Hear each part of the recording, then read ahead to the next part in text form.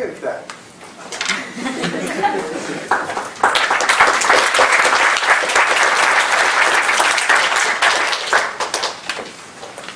Go to. 2 minutes. I have a number of questions, but the first one is, you mentioned the long-term effects of U.S. military involvement both for the United States and the countries we get involved in. But what about the long-term effects if we don't get involved? I mean, World War II would be a classic example of that. We got involved very late, at which point, fortunately, Great Britain was still in the fight, but easily could not have been. What was taking place in Asia was horrific as well, and the United States, because of our isolationism, waited until Pearl Harbor. If the Nazis and Japanese had been far smarter, they never would have done Pearl Harbor. They should have just continued to focus on what they were already doing, leave the United States out of it, and that Germany probably would have successfully taken over Russia.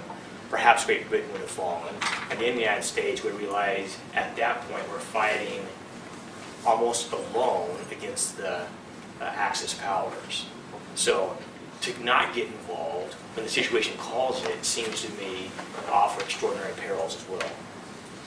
And that's true. I mean, there are times we need to get involved. And say in that situation, you're right. You know, we should get involved, and that genocides are happening. So then we should pressure the international body and get these resources from the international body to stop this international injustice. This is a humanity crisis for all humanity. It isn't for one country to shoulder it, or for even a few countries shoulder it. We have to work together. I mean, that was an attack on us. They were coming for us. That was an act of war.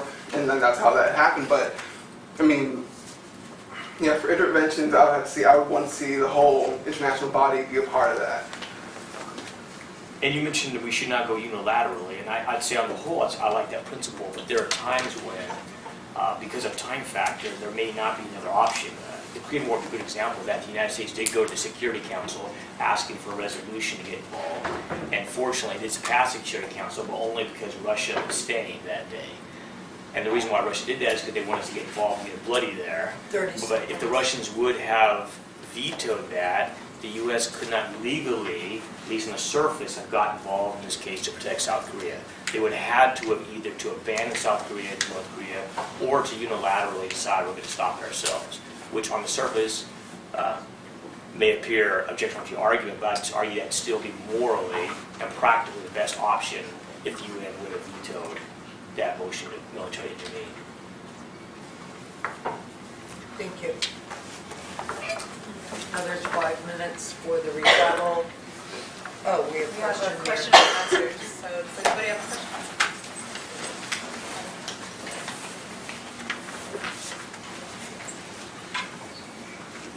Please, not all at once. Yes? What if, like in the UN General Assembly, some of these leaders are coming to us asking for help, saying their armies cannot sustain an attack, or that these attacks are starting to roll, and they don't have the resources or the training or the arms to fight off the enemies. What course of action would you take for that? For me, I would see, get involved in, I guess, would be diplomacy, finding out exactly what's happening, having investigators there, for we know what's happening, not hearsay, she said, but what's happening, and from there forming how we're going to deal with the situation. I don't see arming rebels as a just thing, because we don't know what rebels are. Like we see in Syria, these rebels are committing, if not worse war crimes than what they're saying the government's doing. And then a lot of them are backed by extreme elements. So for me, if there is, say, a country does need help, then they should go to the world body for the help, and we should provide either our own troops if we feel the need, or train their troops and help them with infrastructure or logistics to carry out whatever issues, I guess, they're having.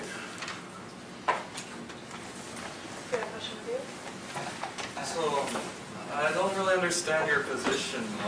You're wanting to go into military intervention for like genocide and big problems, but then I also heard that you want to abstain from going to like Iraq or maybe even South Korea to help out, or not help, but to prevent them from, or prevent North Korea from expanding through. So, what is your? For me, it's more of, it's only intervention is more of a last option if the world wants to go at it. I mean, there's arguments that he says, we should go stop the genocide now, and maybe if we do have data that's reliable that says it's happening, maybe we should. But for me personally, it should be the last option, and that's only after we've had an agreement to do so. Until then, it shouldn't be us like alone. If we're Syria, like Obama, we were going to go in there. If Russia didn't stop and jump in to do some diplomacy, we would have been in Syria probably right now. There's a high chance that it took them stepping up and doing a little diplomacy. Now Syria is disarming all of their chemical weapons. So for me, intervention is more of the last standpoint. I mean, I'm not going to be completely against it because Lorenz is right. There's going to be times where you're going to need to go in, but it can't be first strike. It has to be, for me, last, or if not, pushed back. Any other questions? I got a question. Yes.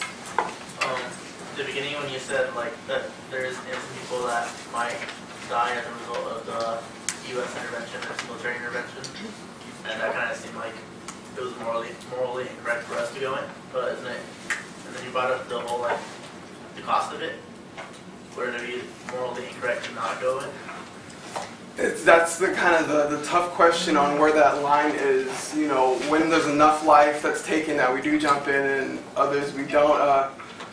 I mean, for me, it has to be. For me, I want to feel like it's a direct danger to us, or maybe one of our allies. We're not the world's policemen. If something does happen, we have this. When we're young, we're in this idea that we do take care of everything in the world. But honestly, if that does happen, just like if a murder or something happens in the street, we're not all to go jump in. We call people to go take care of that, or try to, you know, it's not something to just everyone jump in and go, because it's too messy that way. So I guess for me, I see structure with it.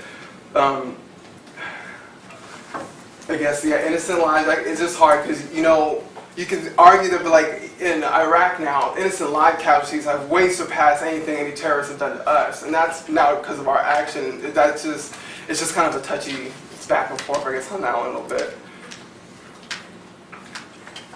There's like, Did you think of other people? You said that there's people that go and take care of certain situations like cops and crimes.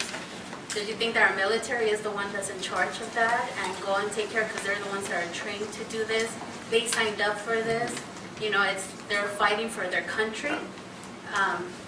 What do you think? I definitely is think that their that- job? I mean, yeah, and our military should be out there doing it, but I guess it's the misuse of our military. I don't want our military, you know, they're fighting for our freedom, fighting for, you know, us, going out there causing something that's going to be worse for the whole world. I mean, they are for our defense. That's our defense, but they aren't for the world's defense. The whole world isn't meant to use our military to take care of problems. We should be, if we want to, help the world take care of these problems with the world body, not just us. So, okay. There's one right there, unless we're out of time. Yeah, we are. Oh, okay.